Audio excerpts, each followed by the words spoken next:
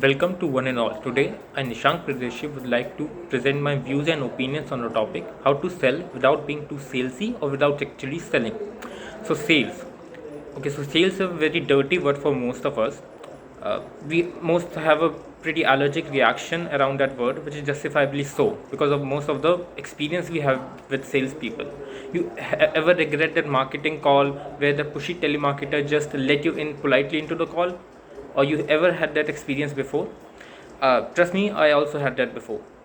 Well, how about the door-to-door salesman that are convincing you to sign a petition that you very little to nothing about? Well, yeah, sales has a pretty bad rap around it. We don't have pretty good sales experiences because it is often perpetuated by people who know actually or nothing about sales and which use manipulative and high pressure techniques to get the stuff done. If that's your experience with sales, it's pretty obvious that you have avoid selling at all costs in your life, but you need to for the sake of growing your connections, for the sake of your business or whatever your plan is.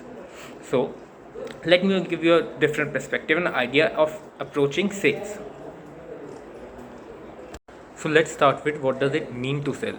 Selling is not pitching, presenting, convincing, or a form of manipulation. The goal of sales is to inspire the prospect to make a decision, not to tell them what to do. You do this by helping them to guide through the process. You don't tell, you ask. So let's find a more accurate, generous, and effective way to generate new business, make more money, and to do it in a way that's aligned with your values and beliefs. I want to reframe what does it mean to sell. S stands for serve, A stands for ask, L stands for listen, E stands for empathize, and S stands for summarize. Now I want to dive a little deeper so you can understand what I am talking about. First of all, serve. It's a mindset shift. You have to prepare yourself to think about sales in a whole different way. It's not what you get, but what you give. How you show up to in the best interest of people to genuinely help others and without expectations. Second is ask. Ask, don't give advice. In Michael Stanier's book, The Coaching Habit, he talks about the advice monster. The advice monster lives in all of us because it desires to prove that we know something, that we have experience, that we can provide service and help. And it's the exact opposite of what you want to do. You want to ask questions because thinking is difficult. A client can arrive having a unclear idea of what the actual problem is. Only by asking questions you can surface the real problem. Asking will help the client to think. You can probe, dig, surface, investigate, and you want to do this through the lens of curiosity. Next, we come to empathize. Is understanding the client's pain, help them to relieve it, concentrating on the feeling and not the solution. You can also ask questions like, how does it feel to not having a solution? There's something known as labeling the emotion. Let me give you some examples. It sounds like you are frustrated about the lack of transparency with your last vendor.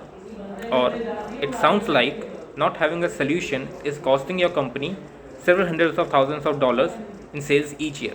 Or it sounds like not having a cash flow is not an issue right now. Next is summarize.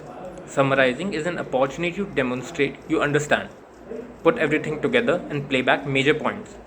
Don't fear playback. Some people fear playback as that might show they were not listening in the first place. But don't fear that. There's a difference between a tape recorder and you. A tape recorder doesn't understand anything, and you can understand and summarize and reiterate the things in your own way.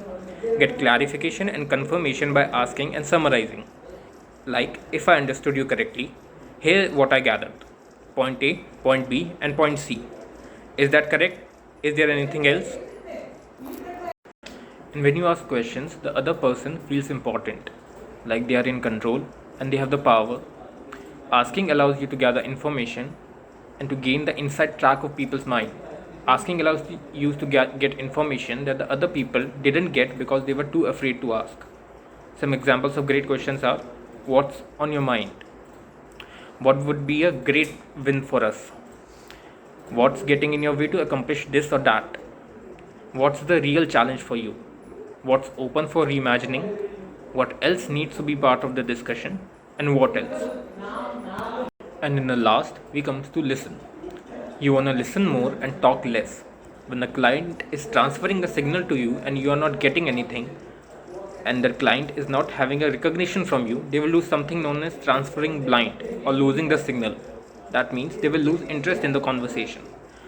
One way to give signals is to give little affirmations like a simple nod saying yes, right. Let me give some points regarding this.